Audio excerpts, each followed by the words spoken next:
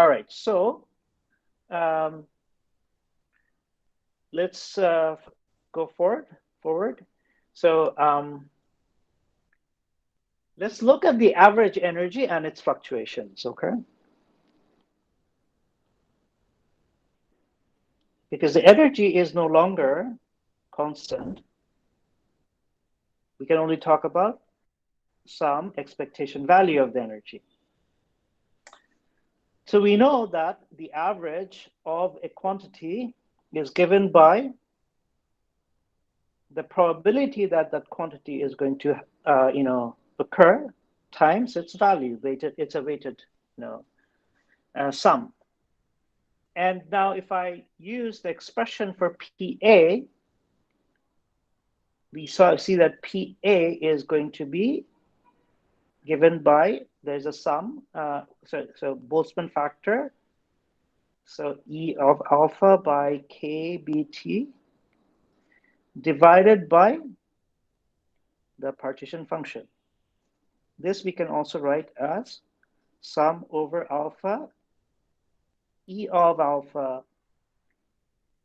e to the power minus E alpha beta divided by Z, okay? And then it should be pretty obvious to see that this is nothing but, d by d of beta acting on Z, there's a minus sign, times divided by Z, right? So which means that this is minus d by d beta log of Z, okay? So we established that the expectation value of the energy, which in the thermodynamic limit, we can, call the free energy, the internal energy, is this thing, all right? So this is something we also talked about in the tutorial. Now, since we saw that the probability of the states with energies less than kBt is significant, we also should calculate what delta E is, right? Of course, delta E, calculating delta E is the same thing as calculating delta E squared, which is easier to calculate because no square roots there. So that's going to be expectation value of E squared minus the square of the expectation value of E, okay?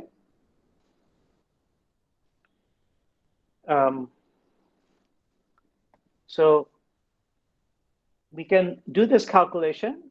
So the second term is nothing but d of log of Z divided by d of beta. There's a minus sign, but the minus sign is taken care of by the square. And then the first term is going to be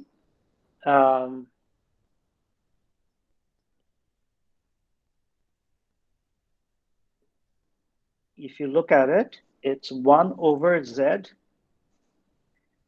d squared Z by d beta squared, right? Because we have in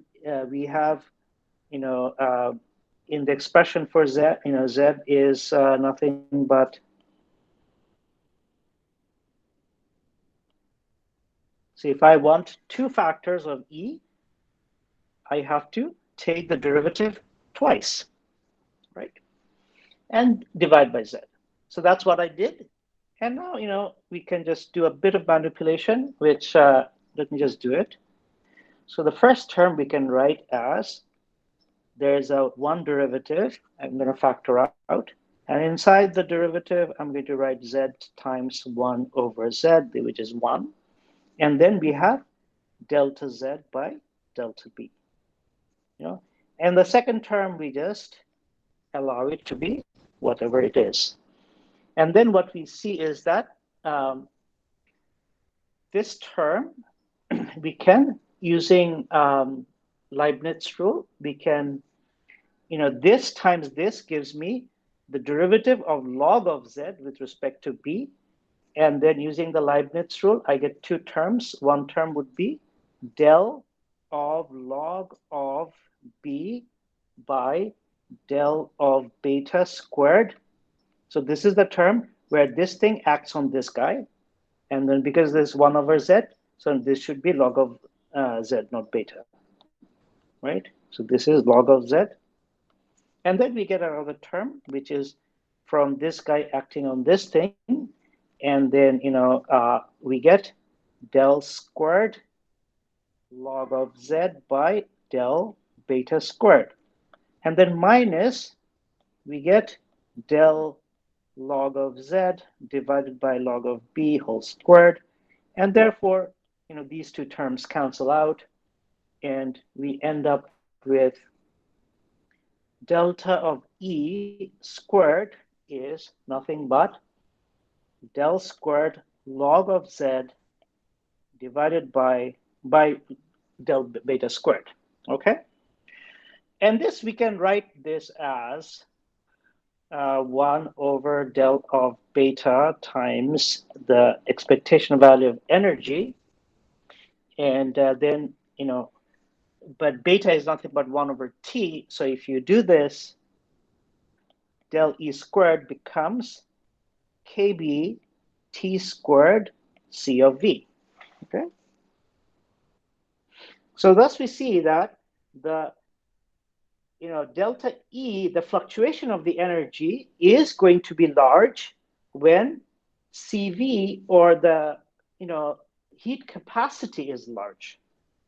And which makes sense. A large heat capacity means that for a small difference in temperature, delta T, we are going to have an energy fluctuation which is extremely large. And if the energy fluctuation is going to be large, then of course we are going to have, significant variation in the energy, right? So, let's see what happens in the thermodynamic limit. If you have a system with n particles, our expectation is that the energy, would be divided, say, roughly equally amongst the n particles, and therefore, it'll be E is proportional to n.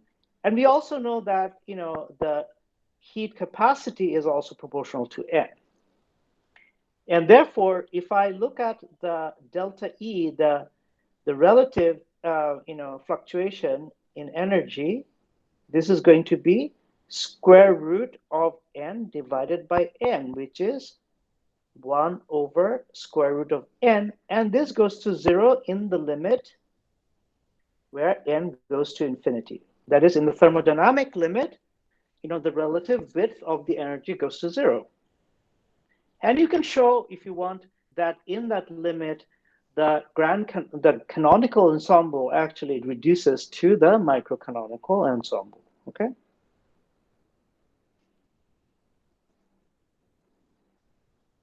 So before I move on to describe entropy in this, in the canonical ensemble, can we have some questions? Sir, I have several questions. Could you please scroll up a bit? Yes. To the part where we get log z. Up, a bit up. Yeah. Yes. How did the summation of alpha e to the power minus e alpha beta became minus dd beta of z divided by z? Right. Okay, good. So this is the definition of z, right? So it has a sum over alpha, and there's a b here. So if I take the derivative of z, then what do I get? This derivative goes inside the summation, and it acts on each factor of e to the power minus b e alpha. So from each factor, it brings down a factor of beta. But the beta does not depend on alpha because it's just the inverse temperature, and it does not depend on the system. It depends on the environment. So we can factor the beta out, and then we have e to the power minus beta e alpha. And therefore, we have beta times z. Okay? And but because does that make sense?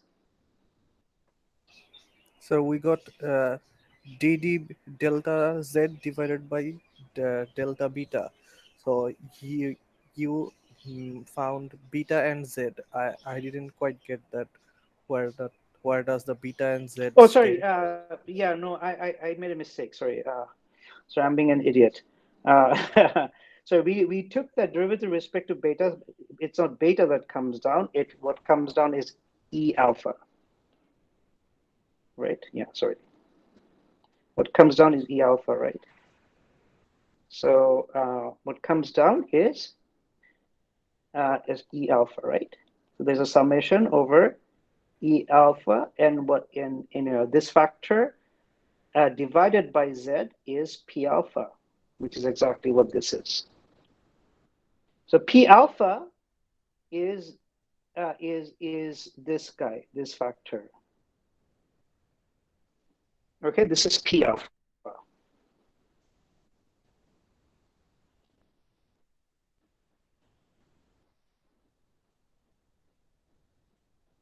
So here what I've done is going from here to here, I've rewritten kBt as 1 over beta. And then coming from here to here, what I've done is that I have used this fact, that if you take z and take the derivative with respect to beta, then you get e alpha times this exponential, which is what we have here, right? Yes, sir. Understood. And yeah, okay, good. All right, any more questions? Sir, so in the equation for variance, delta E square, so you found it Yeah. to be kBt square CV. So why did we just write CV? Like, we're not sure whether we're keeping the volume Yeah, constant. you can use CP or yeah. It's Yeah. just like I'm gonna be dealing with CV. You can just write C. It's fine. Yeah, it's not very important what if it's a CV or CP or yeah. And how does the square root of n and n appear in the equation after that? Like, Right. So I could have done this in terms of say the ideal gas, and that in the ideal, I could have taken. I'm taking a typical system, right? I'm not taking the black hole, of course. I'm taking a typical system, and you know that the energy is an extensive quantity, so it's going to depend. It's going to be proportional, at least to the first order of approximation. First approximation, it's going to be proportional to the number of degrees of freedom. And the same with the heat capacity. The more particles you have, the more heat energy you can absorb, right? oh, I get it. Yeah, and therefore, we get this approximation. Okay, and you could have taken like the ideal gas, and then this would be very, very obvious. So how did the derivative of z become kbt square cv? How did the derivative? Oh, First, yeah, yes, you the have to derivative use of some e. definitions here. Yeah. So I skipped some line, a step there, but yeah, I can do it for you. So what you do here is, you know, um, del by del beta. You write this as del t by del beta by del t. But what is beta? Beta is 1 over kBt. So you get kbt. here yeah. So you get minus kBt squared d by dt, right?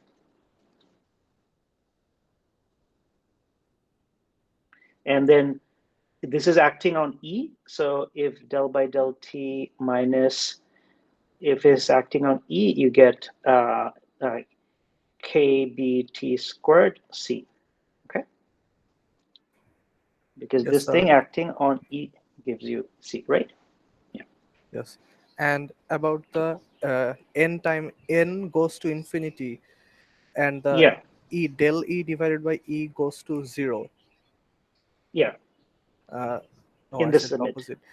What is so? This is the micro. This is the canonical ensemble, and if the This is the particle thermodynamic limit. uh, This is the thermodynamic limit.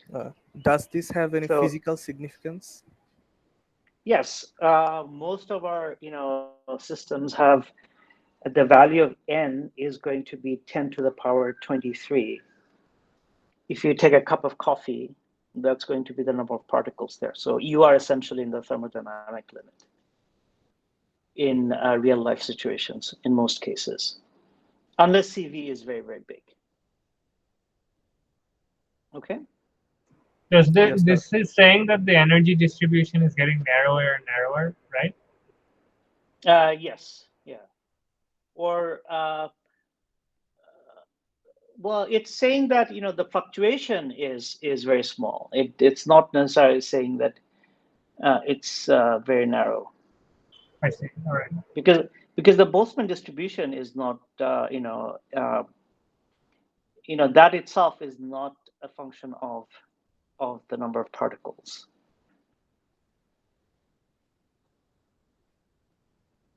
Okay. Oh yeah.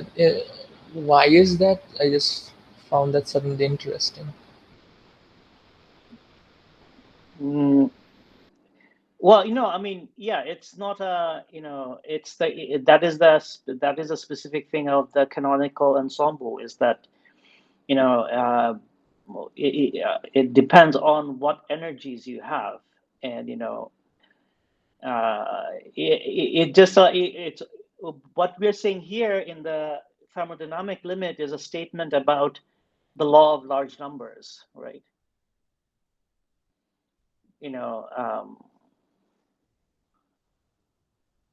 Maybe there's something deeper there, but I'm not exactly sure. It is interesting, and it is something to ponder about. And maybe if you find something interesting, you can come back to me, Nahi. But right now, I'm not sure what to. So Okay, so del yeah, E divided by E is this is the energy fluctuation, right? this is the relative energy fluctuation, exactly. So what's if the n is not infinity, it means n is small, then what the relative energy fluctuation will vary. So what does that Exactly. mean? What does the varying mean in the That means that I mean, if you measure your system at some specific time, it may not be in the average energy that you calculated. Okay, sir, understood. Thanks.